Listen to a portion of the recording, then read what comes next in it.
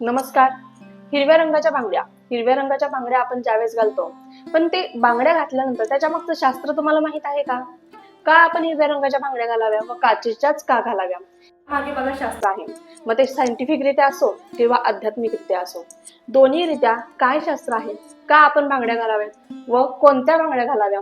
बघा, आपल्याला आपल्या हिंदू धर्मामध्ये काळ्या रंगाच्या, पांढऱ्या रंगाच्या बांगड्या घातल्या जात नाही. आता मकर संक्रांती आली आहे, तर तुम्हाला आवर्जून बांगड्या घालायच्या आहेत व बांगड्या घालताना या छोटे छोटे ज्या चुका आहेत, छोटे छोटे नियम आहेत, ते आपल्याला पाळायचे आहेत. आता चुका कोणत्या? तर बघा, आपण काळ्या रंगाची साडी तर नेसत असतो, पण काळ्या रंगाच्या बांगड्या आपण कधी घालत नाही. आजकाल फॅशन म्हणून, मॅचिंग म्हणून सगळं तुम्ही काळ्या रंगाची साडी, काळ्या रंगाच्या बांगड्या परिधान करता, पण चुकून देखील तुम्ही काळ्या रंगाच्या बांगड्या अजिबात परिधान करू नका.